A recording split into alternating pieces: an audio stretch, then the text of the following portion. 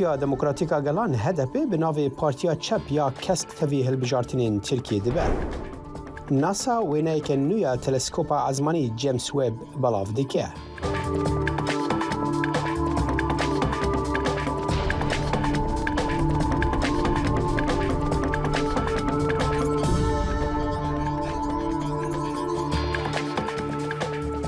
دنگ امریکا لواشنطن پایتخت سلاو ورزن هفکار من بلین صالح و من صالح دمیجر ام برنامه کنویا کرد کنکشن جورا پشکش دکن.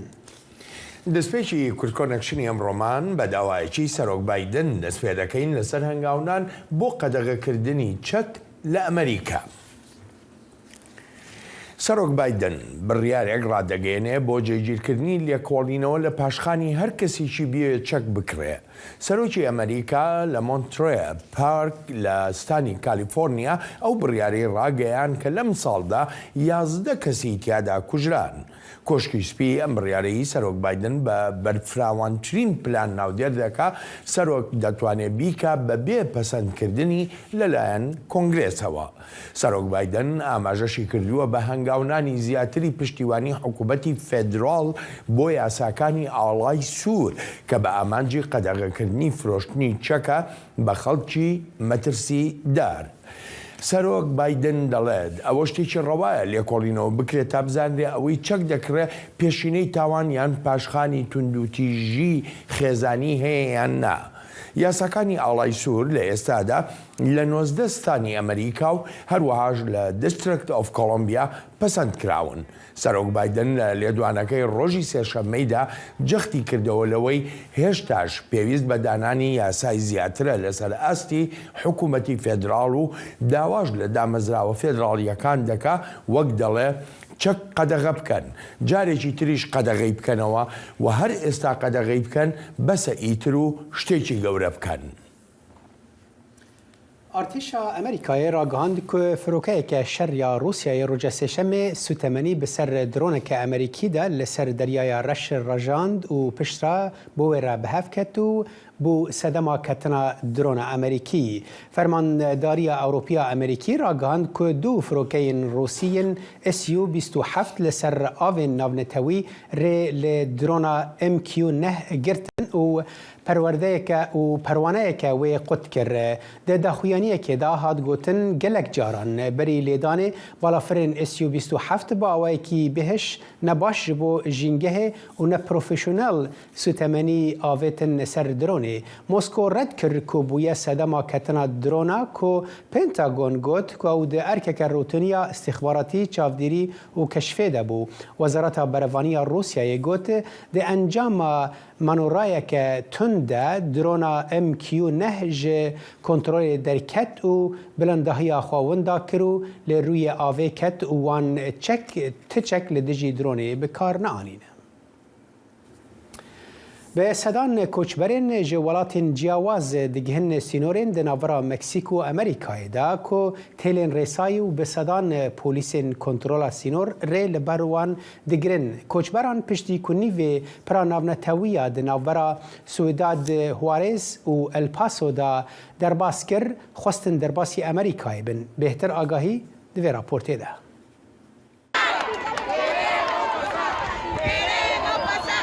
بصدان کوچبرگ و پرانی وان ونزویلاین حولدان در بازی ناف آخا امریکا ببن جیک جسنور نافبر امریکا و باکور مکزیک بناو سیوداد هوارز داکو داخوزا پنابری بکن. ولاتین امریکا باشور دم نیفرو لسر پراناو نتوی یا پاسو دل نورت سانتافه کامبون یک جپنج پرینکو هوارز با آخا امریکا و گریده ده. AFP پشراس کرکو هاتن آوان به اگرا گود کو خویاده گر به هلکف تا روژا کوچبران ریلوان نای گرتن. به هیویه میرن وکیوانه که دخوازن زیانه بگهین خلکه و امین خودی زارو که جیانه که سخت بریوه دبن دویل سر جاده پارا کن بکن دا که خارنه بخون او در فتح نادن ما. بصدان کس کتنا ناف پره و پیداگیری لسر در بازبون دکرن و پرانی آوان کسان دخوازن بچنه امریکا و کار بکن بگومان تسلط دارن به پروتوکول که ریگرد و کارمندین اولهی جی او هیله پاراست. لگور پاراستنا گمرک و سنوران یا نتوین یک بوی برنامه CBP1 یکانه برنامه که امدکارن بکار بینین بود دخواستکرنا پنابری لی امریکایی. ریوبریا جو بایدن لسباتا سالا بوری پیشنیارا سنوردارکرین نو جبو دخواستکارین پنابر که دخوازن جو سنور مکزیک در بازی ولاد ببن درکر. اف یک جی وان نچار دکه بریکا برنامه این انترنت دخوازا پنابری بکن. اف بیوانه ددمکی ده هات راگهاندن که سروک دیموکرات جعالی اپوزیسیون کماری و بجه دزدانا کنترول کرنا سنوران دیتومت بار کرن. که جدما دز بکاربونا بایدن زیدتری 4.5 میلیون کوچبر هاتنه گرتن. هیلین سندی، دنگ امریکا. دنگ امریکا جافکانی کا په باوریان و چو آگاهیان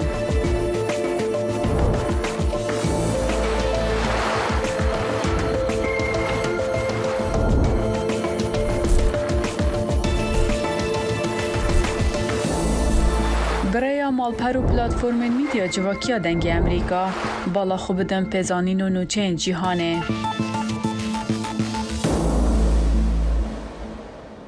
20 ساڵ پاش ڕووخاندنی ڕژێمە دیکتاتۆریەکەی سەدام حوسێین لە ئاکامی هێرشی هاوپەیمانانی بەسەرکردایەتی ئەمریکا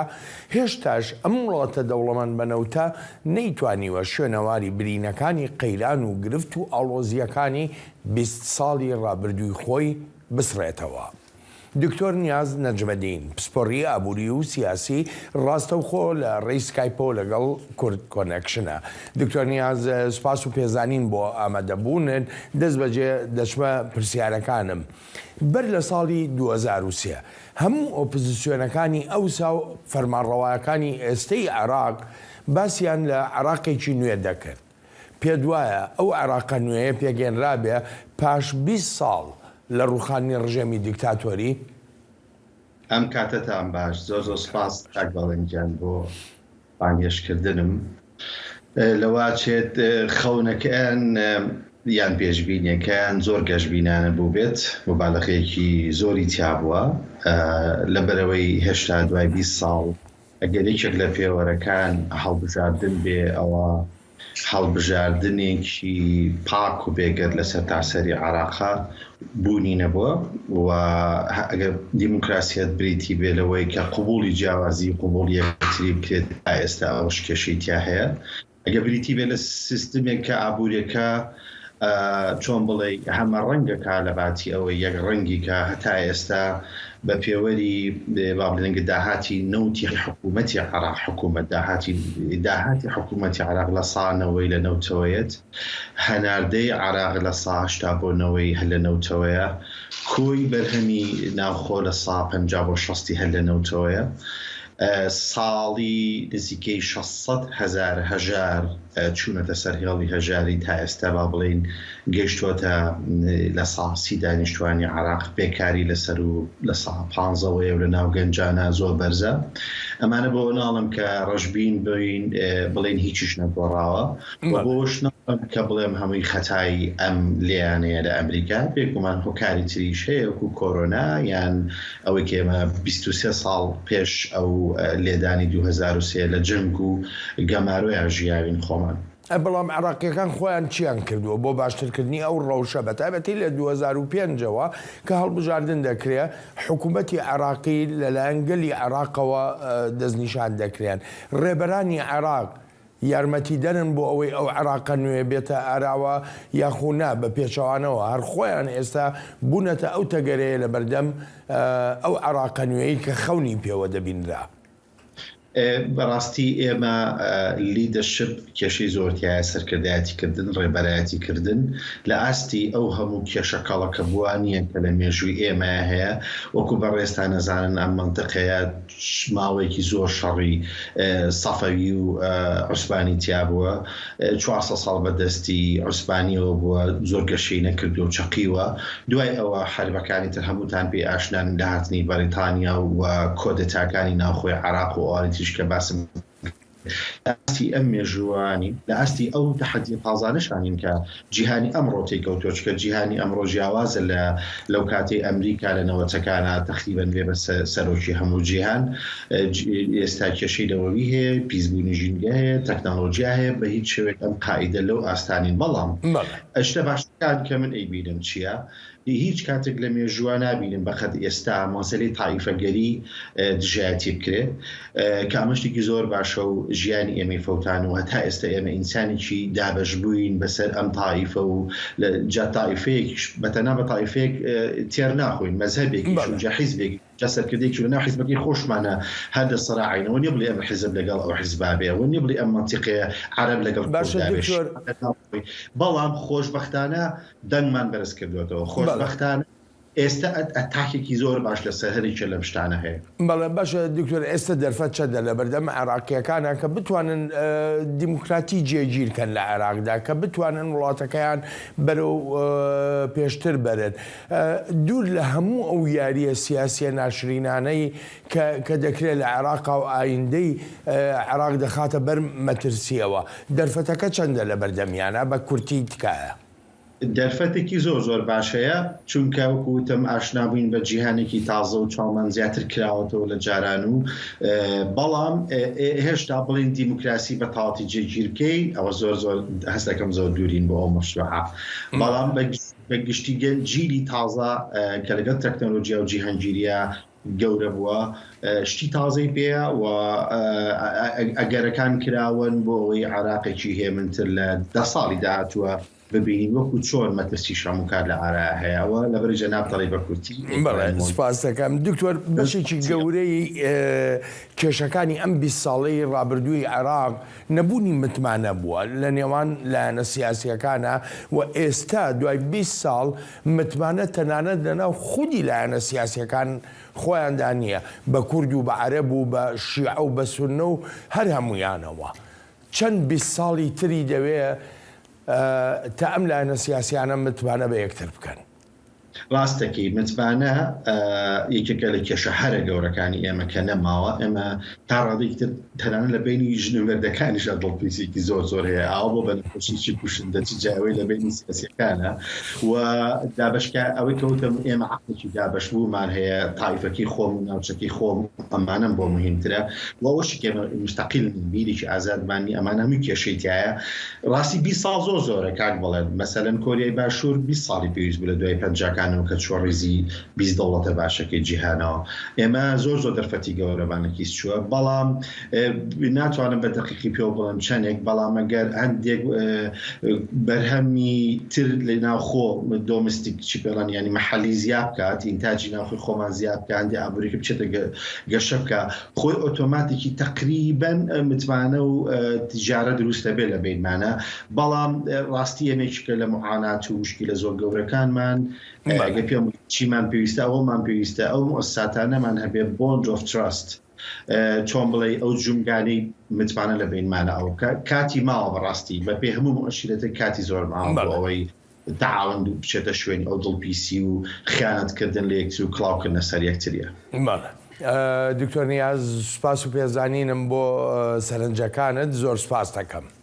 من سوپاسیەوەکەم خۆشحاڵ بووم.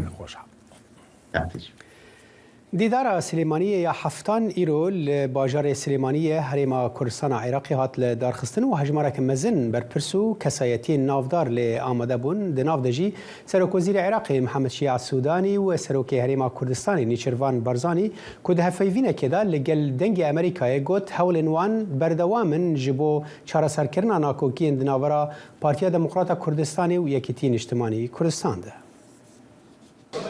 بەخوا هەموو هەوڵێک ئەوەیە کە ناکۆکی بینی یەکێتی و پارتی عیلاج بکرێتن و من دڵنیام لەوەی کە لە نەتیجەدا ئێمە دەتوانین ڕێگەیەک بدۆزینەوە بۆ چارەسەرکردنی ئەو ناکۆکیانە باوەڕ ناکەم شتێکی ئەوەندە گەورە بی. هەوڵەکان بەردەوامن بۆ ئەوەی ئەو ناکۆکیانە نەمێنێتەوە و شڵا هەمومان پێکەوە خزمەتی ئەم وڵاتە بکەین.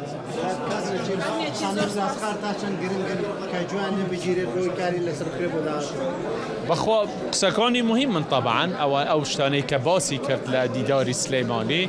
و بە تەکید ئەمە نیشانەی دۆستایەتی و پشتگیریە بۆ عێراق و بۆ هەرێمی کوردستان. به نزیکبوونا هەڵبژارتنین سەرۆکتی و پەرلەمانیên ترکیە را کۆ چاردێ گوڵانê da tên li darxistin çavê hemûyan li dengên Kurdan e. Pemnêrê dengê Amerîka Arif Aslan bi hin rûniştvanên bajarê Wanê ra axivî û wan bîrûbûçûnên xwe di vê derbarê de anî ziman. Li Tirkiye hilbijartinên serokkomarî û parlamenteriyê dê di çardê gulanê da pêk were. Me ji mikrofona xwe dirêjî hilbijêrên bajarê Wanê kirin û wan nêrînên xwe bi me re parve kirin. Di nava wan kesên ku bo me axiftî da tinê kesekê ku got ku ew di dengê xwe bide berbijêrê Ittifaqa Cumhur Recep Tayyip Erdogan. Vallahi ji vê hikûmetê baştir tune, zaftir tune, bereketlî tune ye, lê ew ê ku divê tune xwe re viratkin derewt. Lê hilbijêrên dîn ku xewek hilbijêrên Partiya Demokratîk a Gelan HDP nîşan dan dibêjin ku eger partiya wan bixwaze ew di dengê xwe bo diyarkirina serokkomariyê bidin berbijêrê Ittifaqa Millet Kemal Kılıçdaroğlu. Belê pêşî HDP kilîrê xwezem dinewê. Ama ez vêm HDP koşulsuz destekê bidete vê îttifaqê çünkü hayatî mesele. Yani vê gavê ku dibêjin Rûs rûletî dibêjin milletê Kurd jî Türk jî yan dê xwe bikujî yan de dê xwe biket. Eger de hedefe kazançke serkevetin intixaban boye. Eger ona xwazin jî naxwazin. Çünkü hedefe me hemiye hedefiye. Daxwaza me hemiye hedefe serkevit. Vallahi gel Selahattin Demirtaş bêje hemê qerarı yine. İyi Parti. Bêjî sorunîne, nejî sorunîne. Mühim olan HDP. HDP de kilon partiye bir kazançke. Ya her tarafı da HDP mecburi oluyor. Normalde emdine Demirtaş'ta. Abi HDP bêjem ben ne? CHP خودی بیشترش همه پارتی دیگه گاوی بکنن CHP باش. CHP باشه. مو نزانده ایلی sonunca ve devlete Türkan mı ne şeytin çi bizitin. Valla HDP gel bir gele baş. HDP gel bitin bu HDP baş. Çünkü meral ama tane düşmedi biraz tane habim. Xicimde biraz kes tane vezani. İttifakı da kabul nake. ده ساق کسی میاد بیا ساق جبونایی حش کل منجنا کاتی که حش کل منجنا که یه قیب که تو وقتا خازج نکرد که هدف قبول نکه مالسف نبی یعنی که هدف قبول کرد خودی دشمن هر دشمنه چجا جیبو من نبیده دوست اما دیسانه که جی سرج ام کلیشتار و لجیدی باشته بینن یعنی daha چیتر بینن اما صلاح الدین بیش بدنه گاوانه که جی میدنه گاوان بیش بدنه کیجا می بدنه و همش بو دوزاخ هم هر دم دو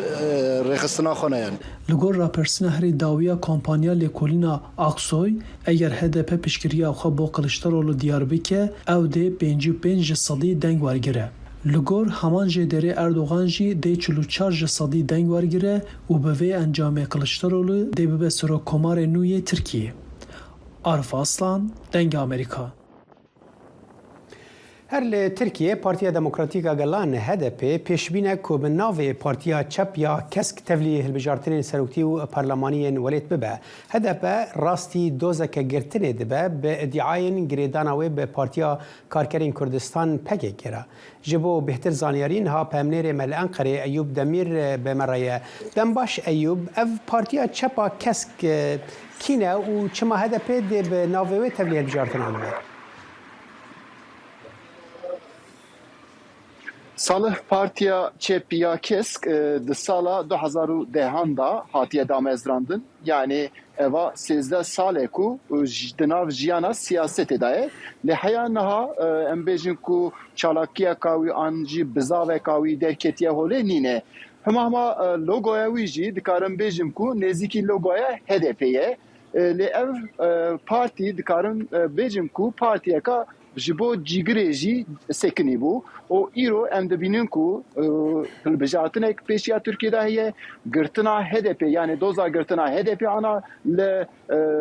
kanûna bingehîn da cî digire ji bo jî HDP naxwaze ku têkeve nav rîskê daxwaza wan ew e ku bi navê vê partiyê têkevin hilbijartinê انا ام بپیشیا ناوندا گشتی یا HDP نه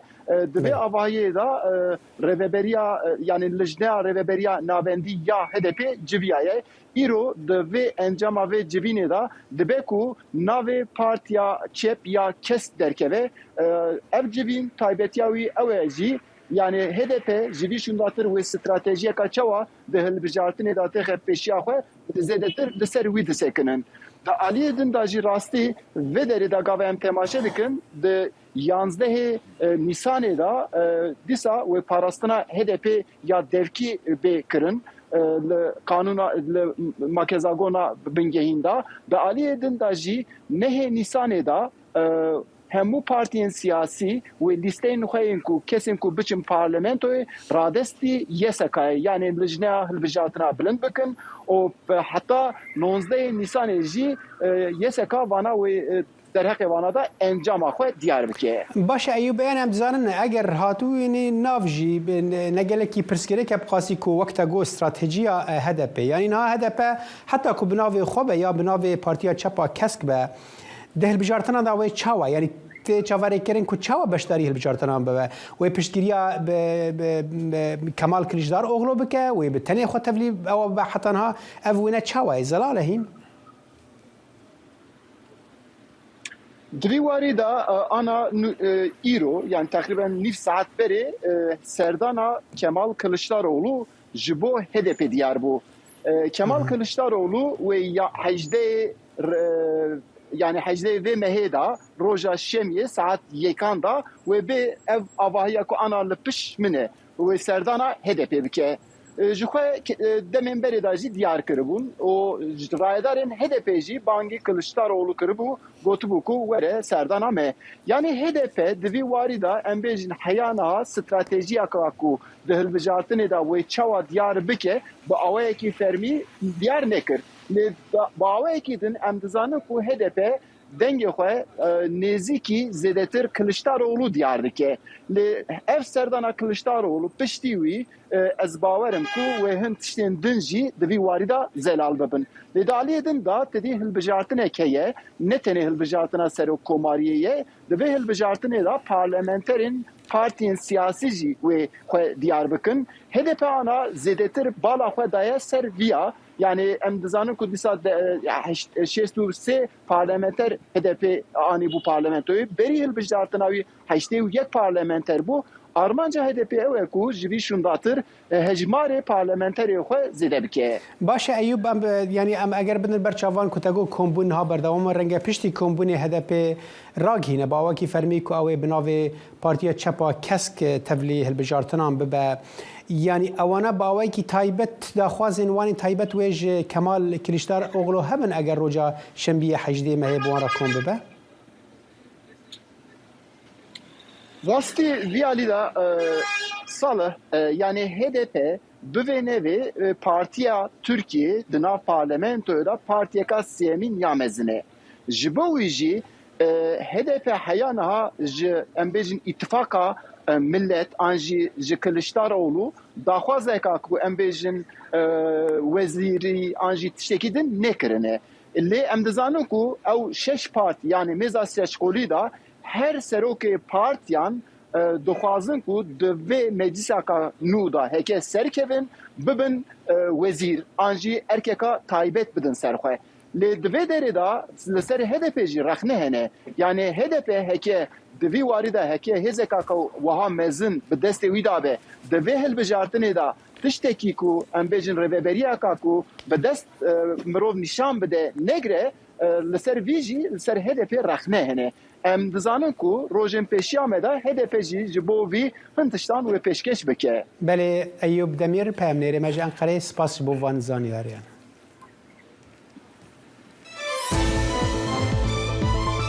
برنامه هفترنگ برنامه کنری یا بشی کردی لدنگی امریکایی از لقمان احمد هر دو هفتی جارکی و دبم گرکی ناو اختی چاندو نرارنگی بمرانه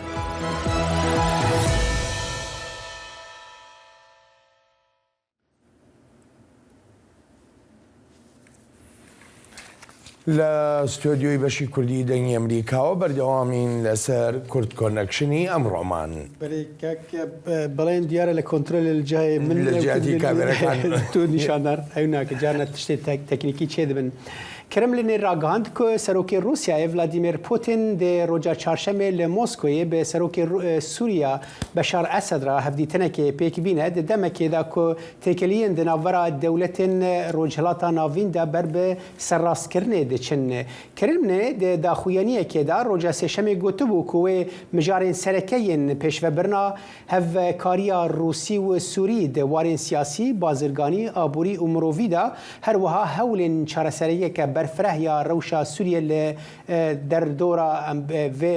در دورا و بین گوتوبیش کردن شیروکار دبیجن مسکو هول دده کو دوبندی چارەسەر بکه دناورا هر دو هوال بندن خوین هرمه ین کو دجمنه کی هفوش هنه او جی هزین کردی لباکور سوریه نه کو جالی انقره و وکو تروریستن بناف کرن و جالی واشنطن و تن پشتگیری کرن. لآلیه کیدن آژانس آنادول را گهاند که جیگرین وزیرین دروین ترکیه، روسیا، ایران و سوریه ده ایرو سبا 15 و 16 آذر ل پایتخت روسیا یک مسکوی بجون جربو شیروکرنا وان هولین دیپلماتیک نها ماموسته سیامند حاجو سروک شپیلا آزادیا کردستان ج آلمانیا بریا سکای بمریا دم باش ماموسته سیامند ام ج سردانا اسد بو روسیا دست پی بکن او دوی دمی دا چه نامیان را دگهینه لگور خوندناته؟ دم باش تشتكي بالكيشة سردانا بشار أسد جبوي موسكو سردانا كفرمي أم زانن جوختا شورشا سوري دسبيكريش سالا 2011 چند جاره دي بشار أسد سردانا روسيا كربو نفرمي بون وكميناك سالا 2021 چوبو بلافرك لشكري كسي ويرنگي فرمي پیشوازیاوی نکربو افدید خویا کرن گو روسیا امزانن تبلو گو امزانن گو روسیا سالا 2015 تخوازی سوري دورة سياسي دبلوماسي وكبري شوراشي بليزي باس فيرانجي فرمي بيشوازي حتى انها جوختا شوراش دسبيكريا نمو برينها راس الامان بوبو بس دورة امان زيدانينا جعلي كيف جعلي دي امزانين روسيا بيلكا تخازي ببين عفبر نقبينا تركي وسوريا دا تركيا حتى هاد داخويا كرنجو حاضرش بوي فادا نصامنها شرط ومرج نداني بون بس خويا سوري وكتي خويا كرن شرطا ديني شرطك جي اساسي وكا دراغ هرناخ نيزيكي خود داي خويا كرن دوي لشکری ترکی درکوی سوری وکیدی نحذرنش بوی وادا نصنا و خویات که دبهوریام ده افهات نبشار اسد دختکی روس لی بکن بی شرطی بی شرطو مرج دانستان نادس بی بکه و از بهور تکن ما مثل سیامند یعنی دماوی بتایبتی ده و ایرو جی لگل سروک روسیا پوتین کم دبه ایرو او ام ببیجن کمبونین چارقولی که سوریه تفلی بکن که برای وکو آستانه دهاتن بناف کرن و دست پی بکن تی پیوندی راست راست دوی درباره ده هنه یعنی بشار اسد لوربه و کمبون دست پی بکن؟ از بهار که موسیه وکم گوت بشار اسد هاتناوی ویده میها اوگو اف دانستانی چار عالی دست پی بکن و وزیر وزیری هر چار ولاتی و عنی نظمان ایران سوریا روسیا و ترکی لفرون حتی انها نزل علش بر سوری فرمی نگوتیه و بشداری و دانستانی هات بی وکم گوت از بهار کم پیشوازیا ویرنگیش بشارت خوازن روس بد نخویا کرن ام تشتکی ددنتا ام فرمی پیشوازیات دکن همبری و به شرط وادار مستان بکه و از بهار کم و ببین بر بشار اسد پیوستی وادار مستان های بهتر ج ترکی بس ترکی جی امزانن هل بجارتن پیشیا اردوغان تخازی مثلا سولی برنگه کی جملاتی ترکی را بدی خویا کرن از حلقه سیاسی جرات بینم امزانن اف سي حتى 4 مليون پنابری سوری لترکی پنابری سوری لترکی کاری به مجارکه هلبجارتنی و بوی ویجی اردوغان خوازی لهج بجیری خوره بده خویا کرن از وی مثلا سیاسی حل دکم و وقت کی نزیک اف پنابری سوری و گرنا ولاتی باشه ما مثل سیامندیانی ام دزان کو بری چند روزانجی هفته یا بوریجی هولدان دیپلماتیکن ام ببیجن ولاتین عرب چیبون کو ام ببیجن شاندن پارلمان عربی چون شام گلک هفدیتن و درباره چیبون سروک تونس باوکی راست گود کو دوی کو ام بالیوس خانه خو به شام را ام ببیجن وکن تدبیجی اف بردوامی وان هولانه کو رنگ روسیا کار به دیسا سوریه وگیرین ناو کمکار عربی وصافيات كي امزانن د بروسيسا سياسي ده حتى نها روسي سركتيه ج سالا روسي بو بشك اكتوركي اساسي سوري ده بسالا 2015 بو قاف بقاف حكومتا سوري رجيما سوري بيشت كافي دانوستان نيوي ي دبلوماسي زيدت بن جالي كيفاش علي ديفا امزانن بري روسي بلشكري خودر باسي سوري بصدي هفته و 5 عرضه سوری بن کنترل ریکبریه ده بود ایرو برواجی ویا بس بشکی بچوچک دسته هزي پیدا ناج علی دیو ریکبریا سوری ریکبریا عربی منطقه نگلکی هندک دسته وان درش خو برنامج دی درباره ده او بود تو بخوجی کسایتی که اپوزیسیونی ته حساب اگر تو خو وها حساب دکیش بر افهمي تفجر وهول دبلوماتيكو سوريا وكو ريجيم فجر ناف ام بجن جواكا ناف نتوي لهرمي ورا اريكرن جبو وكو اوبوزيسيون تي شواتا اگر تب كرتي برسوان بدي بهريان دجوي اوبوزيسيون عربي ويخرابي ام زانين هكا نيزيك بونچه به تركي بشكريا بشكي مازنج اوبوزيسيوني تركيا ايرو وكم زانين ائتلاف ولاتكي تاني بشكرتيا او جي تركيا ويروشكلكي خراب قالكي معقوله اريكاري بسكني يعني كيما اب اريكاريا مازنج وارتيستان قدكرن علي لشكري واريكاري صديصه بسكني افج علي كي علي دي ود بهاريان دجوي كرسانا سوريجي وريبريا هرمي وقالكي كاري رولك خرابي حكا ولاتي روج عفا امريكي في بدنجيا خو بردوام بكن ولفهاتنا امريكا يا خو هي نغوتيا في اليه دن هين امريكا هلوست خو باوكي اشكرل برامبر وان هولان رنگه دا خفتن نفر ميدا هاتيه گوتن ل و هلوسن رنگ در کفن پیش دمین پیش تا سیامند حاجو سروک شپیلا آزادی کردستان تج المانیا مرا بو سپاس بو وانزانیان سپاس بویتش قەیرانی سووریا ئەو شەڕە ناوخۆیەی سەدان هزار کەسی تیادا کوژران و بوو شەمایی ئاوارەبوونی بە ملیۆنان هاوڵاتی سووریایی 12 ساڵ بەسەر تەمەنیدا تێپەر دەبێ وەڵێ هێشتا تروسکاییەک نابینرێ لە ئاسۆدا بۆ چارەسەریەکی ئاشتیانە و سیاسیانەی ئەم قەیرانە هەرچەندە لە کۆتایی ساڵی 2015دا بڕیاری 2254 نەتەوەیە گرتووەکان ڕێگەی بۆ ئەو چارەسەریە کێشا بوو. ئێستاش کە قەیرانە پێدەنێتە 13هەمین ساڵیەوە زۆر کەس لە سووریا دەڵێن چیدی قەیرانی سووریا وەک دۆسەیەکی سەرەکی سەیر ناکرێت لەسەر ئاستی نێونەتەوەیی. 12 سالên ser krîza navxweyiya Sûriyê derbas dibin. Heyanaha tu assoyên çareseriyê li ser asta navxweyî, herêmî û navdewletî nehatiye sepandin. Tevî got biryara Cinêvê 22/4 di dawiya sala 2015 de tekezî li ser şêweyê çareseriyê li Sûriyê kir. Lê hemû aliyên peywendîdar diyar dikin ku doza gelê Sûriyê nema mijareke serekeye li ser asta navdewletî. Li gorî Encumana Niştimaniya Kurdî enekese got beşeke ji îtilâfa opozîsyona Sûriyê pirsgirêka gelê Sûriyê ji destê aliyên siyasîyên Sûrî derketiye. شورش سوری پشتی قناغ اشتیانه و قناغ سیاسی و بانگاواج بو گوهردنان رژیم سوری به تبعی و گوهستین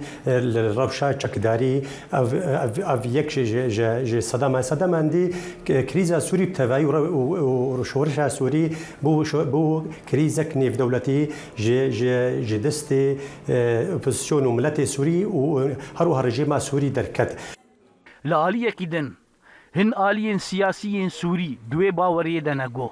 نه رژیم نجی اپوزیسیون سوری خودی پروژه که چارەسەریه نه پارتیین دناوا ریوبریا خسر ده گو وکه آلیین سیمین خوددن ناسین دیار دکن گو تفگارا گل سوریه جی چارچوبه آشتیانه درکتیه پیاده تکس دکه گو افشرکی لسر دسلاتداری دنافبرا اپوزیسیونه و رژیمه ده نه چارەسەریه که دموکراتیکه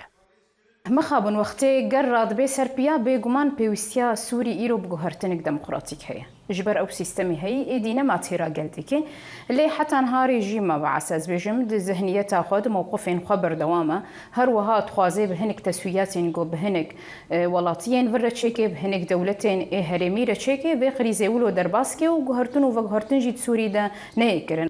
پشتی 12 سالان نقشه کنترل لسوریه دناوا 3000 ده هاتیه دابشکرین 63 صدی جیر کنترولا رژیم ده 10 صدی جیر کنترولا ترکیه و هزین چکدار ین گریدای ویده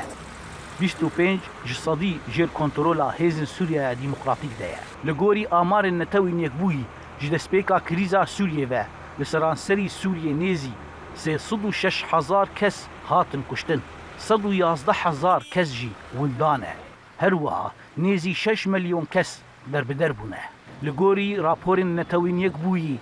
نوت صدي جخلكين سوريا جير استا برچيبوني ده دجين نشخريا چارەسەریya كريزا سوريا كليتيكا لغوري آليين سياسي بيوسته آليين ناف دولتي فشاري لسر رژيما و هيزن هرمي بكن و بريارين ناف دولتي جي بكن جو تكانه ريا چارەسەریه زانا عمر دنگي امريكا ڕێکەوتنەکەی شانشینی عەرەبستانی سعودیە و کۆماری ئیسلامی ئێران وەک زۆرێک لە شیکەرەوە ئاماژەی پێدەکەن نابێتە دارە تەلیسماوەکە بۆ قەیرانی یەمەن هەروەها ئاگایش دەدەن سەبارەت بەوەی چارەسەریەکی ئاسان لە ئارادان نییە بۆ ئەو قەیرانە ئاڵۆزەی ناو هەژارترین وڵاتی عەرەب ڕێکەوتنی ڕێز و تاران هیواکانی زیاتر کردن بۆ هێوربوونەوەی قەیران و ئاڵۆزیەکان لە ناوچەکەدا بە تایبەتیش قەیرانی یەمەن کە لەوێ هەردوو وڵاتە ڕکابەر و نەیارەکەی پێشوو قورسایی خۆیان لەو شەڕ و ئاڵۆزیانەدا بەکارهێناوە حوسیەکانی سەر بە ئێران لە ساڵی 2014دا دەستیاگر بەسەر شاری سەنعای پایتەختی یەمەندا و پاش 1 ساڵ عەرەبستانی سعودیە دەبێتە بەشێک لەو شەڕەی تا ئێستا سەدان هزار کەسی تیادا کوژراون و هەروەهاش یەکێک لە هەرە خراپترین قەیرانە مرۆییەکانی جیهانی دروست کردووە. ڕێکەوتنەکەی نێوان عەرەبستانی سعودیە و ئێران بە هەنگاوێکی گرنگ ناودێر دەکرێ بەڵام وەک شیکەرەوە دەڵێن نابێتە هۆکارێک بۆ چارەسەرکردنی قەیرانی یەمەن هەر هیچ نەبێ لە بەودایەکی کورددا.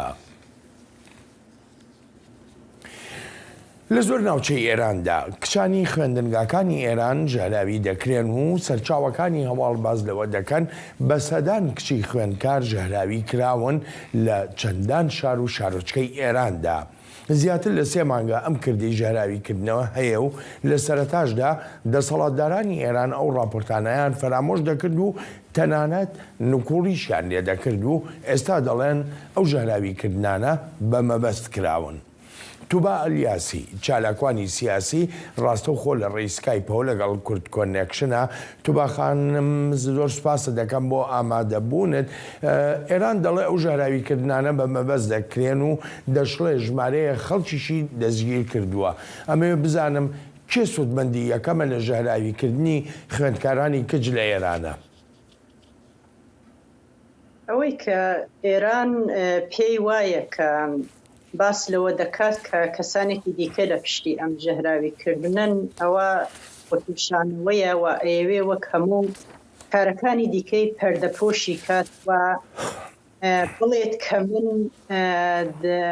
من ستەم لەو نەتەوەیەوە بەتایبەتی لە ژنان ناک ئەگینا ژەهراویکردنی کچان هەموو بەڵگەکان پیشانێدا کە ئەمە کارێکی بە بەرنامەیە و پلانێکی زۆر گەورەتر لە پشتی ئەم کارەوەیەوە ئەمە لە توانای هیچ ئۆپۆزیسیۆنێک و لە توانای هیچ کەسێکی دیکەدا نییە کە بتوانێت لە ماوەیەکە لە تەواوی نقطەکانی ئێران زیاتر لە 15,000 کچ دەرمانداو بکرێەوە ژەهراوی بکرێت. جار بۆیە ئەوەی کە سوودمنە بە بڕوای من کۆماری ئیسلامیە، چونکە ئەو پێی وایە بە لەو ڕێگایەوە ئەتوانێت خەباتێک وە شۆڕشێک کە ئێستا ژنان ڕێبەرایەتیەکەن شۆڕشی ژینا ئەوێ بەو شێوەیە ئەم شۆڕشە سەرکوت بکە و کچان و ژنان بترسێنێ لەوەی کە درێژە بەم شۆڕشە بدەن، چون ترسێکی یەکجار زۆر تایبەتی لە نەورۆز هەیە کە پێی وایە ژنان لەم نەورۆزەدا ئەم خەباتە دووبارە بەڵێسەدارترەکەنەوە و درێژەی پێدەن، هەر بۆیە ئێوێ لەو ڕێگایەوە کچان و ژنان هەم تۆڵەیان لێ بسێنێتەوە کە ئەم شۆڕشەیان بەڕێخستووە هەم بیشیان ترسێنێ کە درێژە بەم شۆڕشە نەدە. تو بە خانم هەروەکو لە پێشەکەش ئاماژەم پێکرد کۆماری ئیسلامی ئێلان ئاماژە بەوە دەکات ژمارەی خەڵکی دەستگیر کردووە لەسەر ئەو ژەهراویکردنەی خوێندکارانی کچ لە ئێراندا. کێن ئەوانەی دەستگیر کراون یا ڕوبەڕووی چ جۆرە دادگاییەکیش دەبنەوە ئەمانە؟ لە پەیوەندی لەگەڵ دادگاییە وەختێک کە بۆ خۆی هەم وەکیل خۆی بێ و هەم قازی و هەمووی ئەوانە خۆیان بن، ئەم دادگاییکردنە دادگاییکردنێکی نەعادڵانەیە و نە جێگای باوەڕە. ئەو کەسانش کە دەستگیریەکە کەسانێکە کە بۆ خۆی دەستنیشانی ئەکاوە پیان ێژێ کە ئاعتراف بکەن بۆ ئەوەی کە کێشنتە لەسەر خۆی کەم کاتەوە و ئاعترازەکان ڕووبەخۆی کەم کاتەوە. ئەگینا هەموو لایەنێک ئەزانێەوە کۆماری ئیسلامی مێژینەی هەیە لەو بارەوە کە ستەم بکە لەو بارەوە کە حتا کاری تروریستی بکە و بیخاتە ئەستۆی کەسانی دیکەوە. ئێستا زۆر کاری دیکەشەکە بۆ نمونە ئەبینی کە لەم ماوەیەدا تەبلیغی ئەوەی کردووە و ڕایگەیاندووە کە گرۆهەلێکی بە چەک و چۆڵەوە دەستگیر کردووە کە لە ئەمانە سەر بە حزبی دموکراتن بۆ نمونەوە ئەیەوێ لەو ڕێگایەوە ڕەوایی بدا بە ستەمکاریەکانی خۆی و بەکارە تروریستیەکانی خۆی. بە بڕوای من کۆمەلگای ئێران و کۆڕ و کۆمەلگای نێودەوڵەتیش بۆیان دەرکەوتووە کە کۆماری ئیسلامی لە بەلا ڕێدابردنی بیرروڕای هەم ناوخۆ هەم دەرەوەی وڵات دەستێکی باڵای هەیە و ئەیەوێ لەو بارەوە چاواشەکاری بکە. ئەگینا هەم کۆمەلگای کوردستان و کۆمەلگای ئێرانیش باشەزان کە کێ لە پشتی ئەم کردەوە دزێوانەدایە خۆ کۆماری ئیسلامی زۆر بە ئاشکرا جنایەتەکانی دیکە کات ئێستا ئێوێ ئەمە بخاتە پاڵی کەسانی پاشیەکانی حکومەت داوای لێبوون دەگەم ئەسید پاشێتەکانی ڕوومەتی کچان و ژنانمان ئێستاش خۆ زیندوون ئەیان بینین ئەمانە کێ کردی؟ بەڵێ تو با خانمەمێ بزانم ژێراویکردنی کچانی خوێندکار لە ئێراندا چەندێک کاریگەری هەبووە بەسەر پرۆسەی خوێندنەوە بە تایبەتی بۆ کچان. وای کردووە کچان دەست لە خوێندن بەربەردان؟ بە بڕوای من لە درێژخایەنە کچان دەست لە خوێندن بەرنادەن، بەڵام لەو ماوەیەدا کە ئەو ژەهراویکردنە هەبووە کچان ناچار بوون کە ڕوونەکەنە قوتابخانەکان. ئەلبەت لە هەمووی ناڵێم بەڵام لە زۆربەی شوێنەکان ناچار بوون قوتابخانەکان چۆڵ بکەن بۆ پاراستنی گیان و ئەمنیەتی خۆیان دەست بکەن بە ئاعتراز لە نێو شەقامدا. من پێم وانییە لە درێژخایەندا کچان و ژنان ملکەچی جنایەتەکانی ڕێژیم بن و ڕژیمیان سەلماندووە کە ئەوان بەردەوامە بن هەم لە خوێندن هەم لە خەباتکردن بۆ مافەکانی خۆیان. بەڵێ تو با خانم لە وەڵامیەکی لە پرسیارەکاندا باست لەوە کرد کە پێدەچێت لە نەورۆزە گوڕوتینێکی تر بدرێتەوە بە شۆڕشی ژینە. ئەو گوڕوتینە هەر لە ڕۆژهەڵاتی کوردستانە دەبێ یا خوشارەکانی تری ئێرانی ژەگرێتەوە؟ ئەتوانین بێژین ئەم ستارتە هەر لە دوێنێەوە دەستی پێ کردووە لە کوردستان و لە ئێراندا چوارشەمە سووری زۆر گرنگەواتە چوارشەمەی پێش نەورۆز هەر لە دوێنێەوە ئەتوانم بێژم ئەم خەباتەوە ئەم بەرخۆدانە دەستی پێ کردووە ئەلبەت لە تەواوی ئێرانە ئەیبینی کە بەرخۆدانەکە دەستی پێ کردووە و ئەترازەکان زۆر بەربڵاو بووە بەڵام لە کوردستان و لە شارەکانی کوردستانە ئەم بەرخۆدانە هەر وەک لە مێژوودا و هەمیشە و لە شۆڕشی ژیناشدا خەڵکی کوردستان پیشانیاندا کە خەڵکێکن بەرخۆدانەکەن و داخوازیەکانی خۆیانیان گەرەکەەوە ئەیانەوێ ستەمەکانی کۆماری ئیسلامی کۆتایی پێبێن و ئەیانەوێ ئەم ڕژیمە بڕوخن ئێستاش لە دوێنێ لە تەواوی شارەکانی کوردستانە چوارشەمە سووری کراوە بە مەیدانی خەبات و بەرخۆدان. بەڵێ توبا خانم سپاس و پێزانینم بۆ بەشداریت لە کورد کۆنەکشنی ئەمڕۆماندا زۆر سپاس دەکەم. سپاس بۆ ئێوەش. سپاس دەکەم.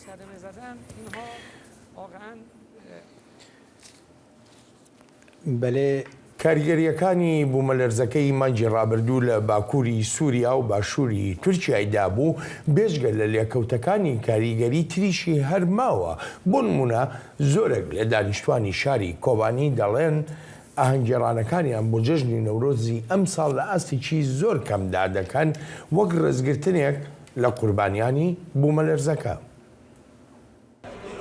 روشا عردهجا شش شباطê گۆ li Tirkî û Sûrê pêk hat bandor li gelek qadin jiyanî li bajarê Kobanê kir û tevgera jiyanî hinekî rawestan. Lê piştî derbasbûna wê êdî welatiyên Kobanê vedgerin jiyana xwe ya normal û bihatina meha adarê ra amadkariyên Newrozê dikin. Berzanî Murad ji dengê Amerîka ra got got rewşa erdhejê bandor li pîrozbahiyên Newrozê kiriye û ji bo qurbaniyan dê Newroza hîsal tenê wek pîrozbahiyeke netewî were pîrozkirin. Bandor li ser kêfxweşî bi taybetî heye ji ber ku weke sala borî dîlan û govan negerandin ji bo xelkê me yê li Cendirêsê, xelkê Efrînê çi xelkê Bakurê Kurdistanê ji ber vê wê şahî hinekî kêmtir bê û kêfxweşî jî hinekî kêmtir bê bi taybetî. Herwiha welat Mûşîn got firojgeha wî ya cilên Kurdî li Kobanê heye dibêje. Got ji ber erdhejê û bilindbûna nirxê dolar ti kesî cil û berg ji bo Newrozê netkirîn. Lê bi derbasbûna wê rewşê ra xelk vedgerin û amadkariyên Newrozê dikin. زلزال تدید چه بود ملت تحدید رود نکرد انا گو عید نوروز هی انا گو گفتن انا یعنی چی که ونی خواه کردن در نها بود چهار نج دیسا زلزال کیم بنا الجامعه کو ونی این در دیسا ملت ودگاره سا مثلا تکره ارینو یعنی دیسا شغل بگره شغل چی که انا کی چی که اسعار دولی را چی که برند بن انا کی سبی ونی یعنی ملت انا خراگت جارینو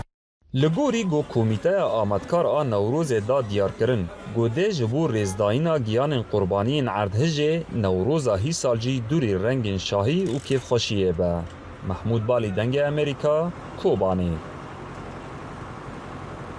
وەک کەڤنەشۆپیەکە کوردی کە هەر ساڵ لە پرانیە باژار و باژارۆکên ناوچەیên cudayên Kurdistanê bi agir, şahî, dîlan û meş têl derxistin. Çarşema sor li bajarê Kirind yê parêzgeha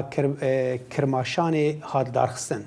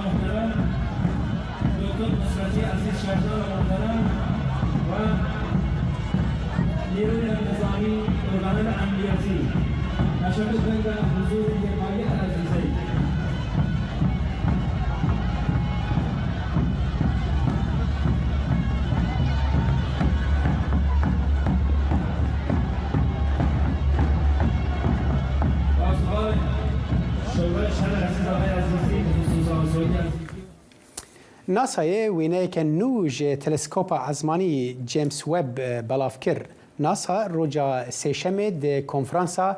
SWXSX دا لأوستنا تكساس وينا نيشان دا تلسكوب قناغ كبال كيش يا ستيرككا لبر مرن جرتيه اف يكم تشافديريا تلسكوبا ويب و پشتي دسبيكرنا و سالك بري چاوین وین به تشکن جیر سور همی توزا کو جالی استرککا 15000 سال روناهی دور و هاتی آویتن دیتن. بله بینر هجا لوی دری ام دگهن داویا کرد کنکشن ایرو ام به هیوینه تشتیمه پیشکشگیری بدلی وبن تاجارکدن ببینن ناف خیر و خوشی له. هل خوشی اجد برلین.